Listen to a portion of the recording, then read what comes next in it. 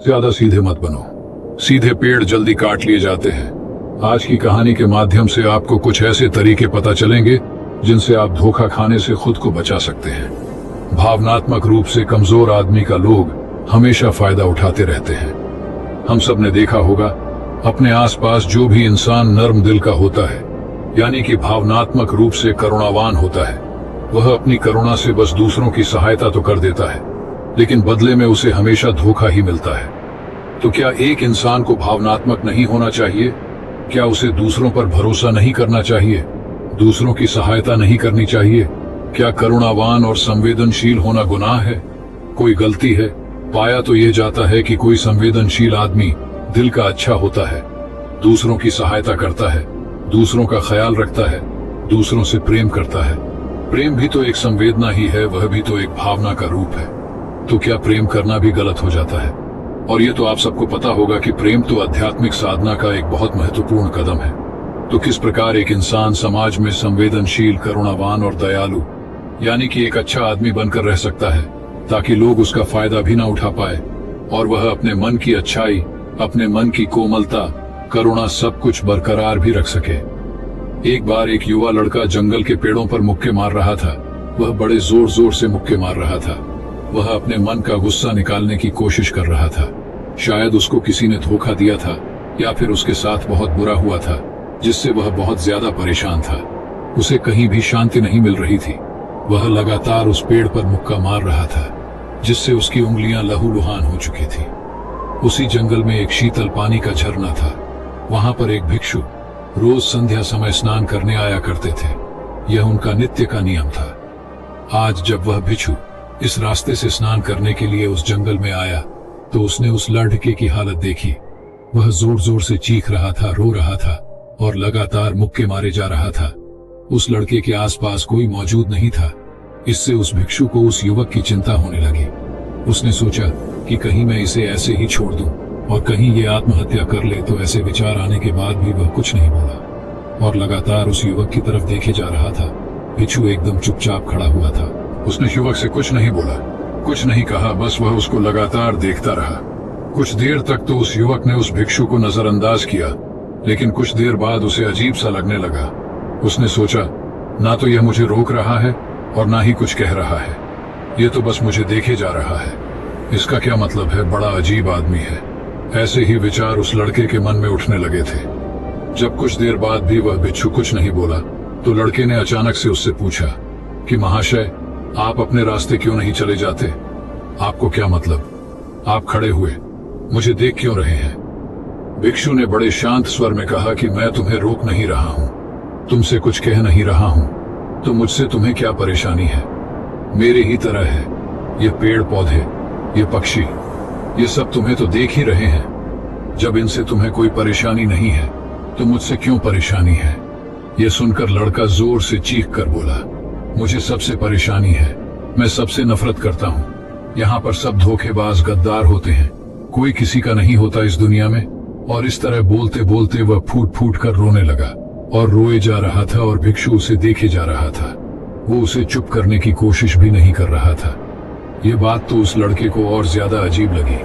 अब रोना छोड़कर उस लड़के ने सीधे खड़े होकर उस भिक्षु से कहा, बड़े अजीब आदमी है कि सामने कोई इंसान रो रहा है, दुखी है, परेशान है और आप उसे चुप भी नहीं कर सकते। आपके मन में बिल्कुल भी संवेदना नहीं है। बड़े अजीब और कठोर हृदय वाले साधु हैं। आपको अपने साधु होने पर खेद होना चाहिए और ऐसे ही ना जाने क्या क्या जली कटी बातें वो युवक उस भिक्षु को सुनाने लगा। कुछ देर बाद जब युवक की सारी भड़ास निकल चुकी थी, तब भिक्षु ने बड़े ही शांत स्वर में कहा कि आज मैं तुम्हें कंधा दे सकता हूँ, तुम्हारे आंसू पोंछ सकता हूँ, लेकिन इससे तुम्हारी समस्या का समाधान नहीं होगा। कुछ देर के लिए तुम्हारा मन बहल जाएगा, बस उसके बाद वही जिंदगी, वही लोग जो तुम्हें आज कंधा देने के लिए भी तुम्हारे पास नहीं है। फिर से तुम उसी जिंदगी में लौट जाओगे। कोई तुम्हें धोखा देगा, कोई तुम्हारा फायदा उठाएगा और तुम अपने मन को ऐसे ही तकलीफ पहुंचाते रहोगे। तो आंसू पोंछने की बजाय तुम्हें मुझसे कुछ ज्ञान की बातें लेना चाहिए, जिससे तुम्हें जीवन में कोई भी धोखा ना दे सके, तुम्हारी अच्छाई का कोई भी फायदा ना उठा सके। याद रखना, आंसू पोंछने वाले तो तुम्हें बहुत मिल जाएंगे, लेकिन ज्ञान और सही समझ देने वाला कभी कभी कोई इंसान मिलता है। भिक्षु ने उसे बताया कि मैं पास ही के झरने में स्नान करने के लिए जा रहा हूँ। बड़ा ही शीतल पानी है वहां का। अगर तुम चाहो तो तुम भी मेरे साथ चल सकते हो। यहाँ पर अकेले परेशान होने से अच्छा है कि तुम झरने की शीतल पानी में स्नान करो, जिससे तुम्हारा दिमाग, मन, मस्तिष्क और तुम्हारा शरीर सब कुछ पवित्र हो जाएगा। यह सुनकर वो लड़का उस भिक्षु के पीछे पीछे चलने लगा। जंगल के बीचों बीच रास्ता झरने की तरफ जाता था। जंगल में सन्नाटा छाया हुआ था। उनके पैरों तले सूखे पत्तों की चरमराने की आवाज पूरे जंगल में गूंज रही थी। आज पूर्णिमा की रात थी और आसमान में चांद अपनी उजली रोशनी उस जंगल में फेंक रहा था। उस रोशनी में दोनों उस झरने की तरफ बढ़ते चले जा रहे थे। रास्ते में चलते चलते उस युवक ने उस भिक्षु से कहा कि महात्मन, आपकी जिंदगी मस्त है। आपको किसी चीज की कोई परेशानी नहीं है। आपको पता है कि दुनिया में कैसे कैसे लोग बसते हैं, कितने धोखेबाज, कितने मक्कार, और सबसे बड़ी बात, अपने लोग ही धोखा देते हैं जिनसे हम प्रेम करते हैं, जिनको हम अपना मानते हैं। जब उन्हीं से धोखा मिलता है तो कैसा महसूस होता है।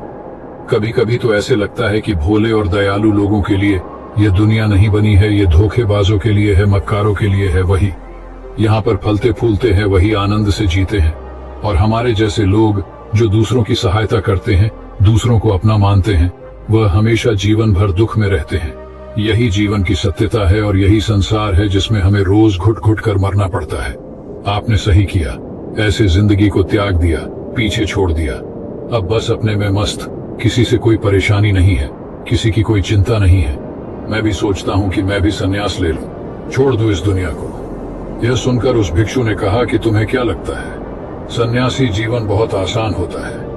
भिक्षु ने बड़े शांत स्वर में कहा कि तुम्हें तो 2 वक्त की रोटी तो शांति से मिल जाती है, हमें तो कभी कभी वह भी नसीब नहीं होती।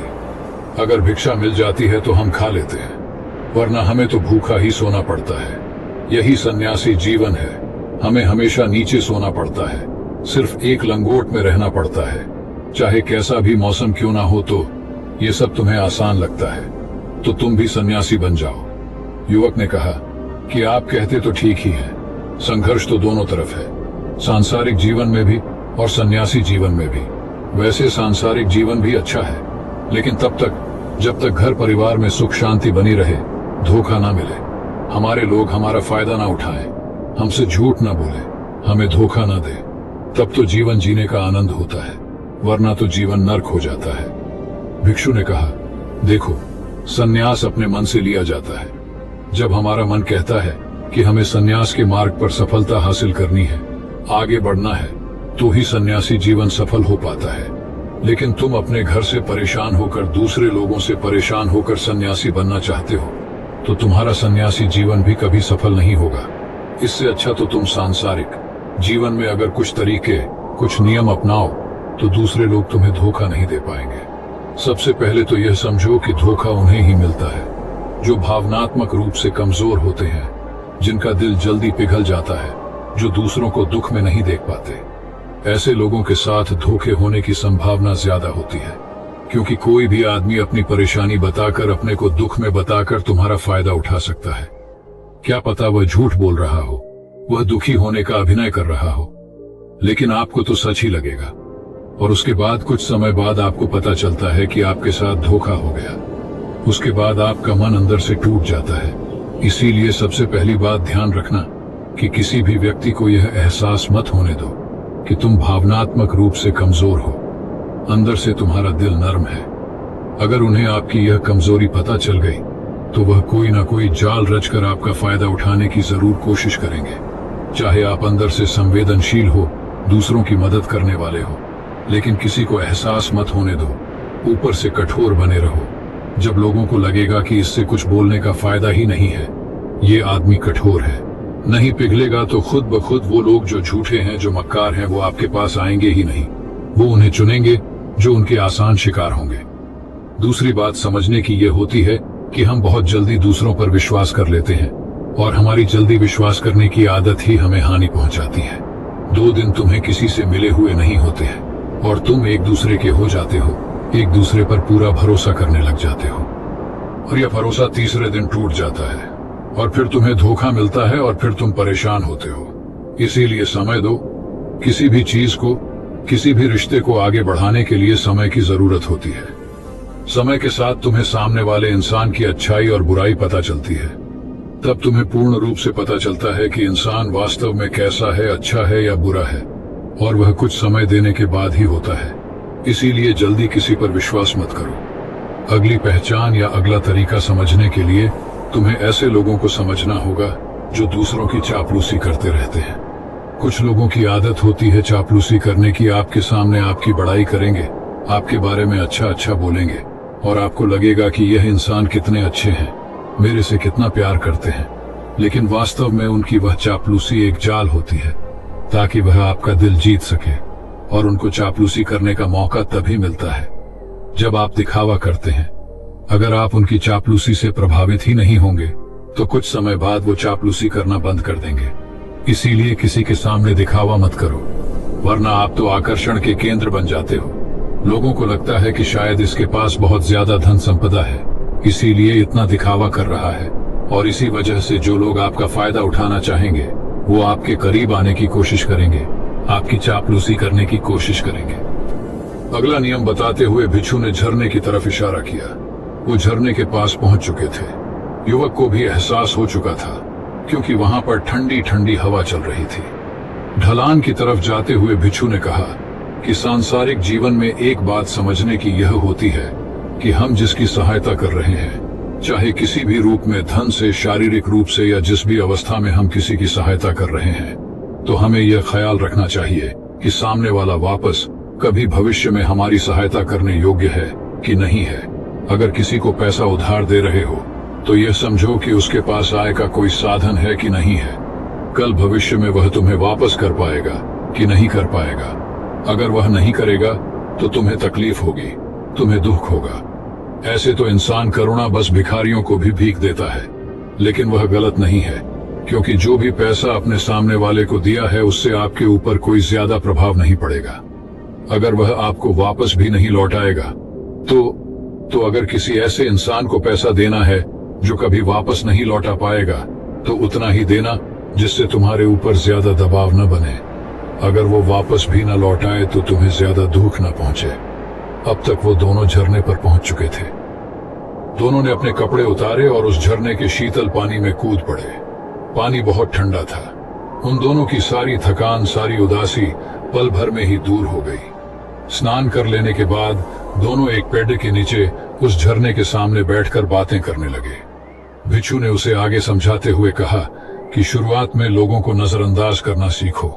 जब तुम किसी को शुरुआत में नजरअंदाज करते हो तो जो भी लोग किसी लालच की वजह से तुम्हारे पास प्रभावित हो रहे थे, उनकी छटनी हो जाएगी। जब तुम उनको नजरअंदाज करोगे तब को एक दो बार लोग तुम्हारे पास आने की कोशिश करेंगे, उसके बाद वो तुमसे दूरियां बना लेंगे। और जो आदमी तुम्हारी इंसानियत, तुम्हारी अच्छाई देखकर तुम्हारे पास आएगा, वो नजरअंदाज करने के बावजूद भी तुम्हारे करीब ही बना रहेगा। और यही तो एक सच्चे इंसान की पहचान होती है। जो हमारे अपने होते हैं उनसे हम लड़ भी लेते हैं, झगड़ भी लेते हैं, उसके बावजूद भी वो हमारी बातों का बुरा नहीं मानते हैं। चाहे थोड़े समय के लिए वह हमसे नाराज रहे, लेकिन कुछ समय बाद फिर से हम एक हो जाते हैं। और यही तो घर परिवार का मतलब होता है, यही तो अपनों का मतलब होता है। इसीलिए शुरुआत में अनजान लोगों को नजरअंदाज करना सीखो, इग्नोर करना सीखो, ताकि धोखेबाज, मक्कार लोग तुम्हारे करीब ही ना आ पाएं। अपने इस वार्तालाप को खत्म करते हुए भिक्षु ने अपनी आखिरी बात बताते हुए कहा कि ये आखिरी सीख सबसे ज्यादा महत्वपूर्ण है। सब कुछ होने के बाद भी तुम्हें धोखे मिल सकते हैं, लेकिन तुम अगर अपने आंख और कान और अपना दिमाग खोल कर रखते हो, अगर तुम होश में रहोगे, ध्यान करोगे, तो तुम्हें इंसान की आंखें देखते ही समझ में आ जाएगा कि उसे तुमसे क्या चाहिए। तुम उसकी इच्छा और उसका स्वभाव उसकी आंखों में ही पढ़ सकते हो। लोगों की आंखों में, उनकी वाणी में, उनके स्वभाव में उनका सब कुछ दिखाई देता है। बस हम ही अपनी आंखें मूंद कर रहते हैं। दूसरे लोगों से जानो, उसके रिश्तेदारों से जानो, उसके परिवार वालों से जानो कि वह इंसान कैसा है, दूसरों के साथ उसका व्यवहार कैसा है, उसकी पड़ताल करो। जब किसी पर विश्वास करो, ऐसे ही किसी पर विश्वास मत कर लेना, अपनी पूरी संतुष्टि करना।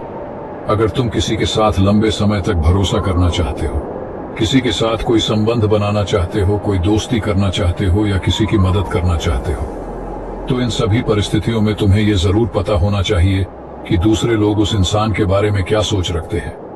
इसके बाद तुम जीवन में कभी भी धोखा नहीं खाओगे और तुम्हें कभी भी धोखे की वजह से पछताना नहीं पड़ेगा।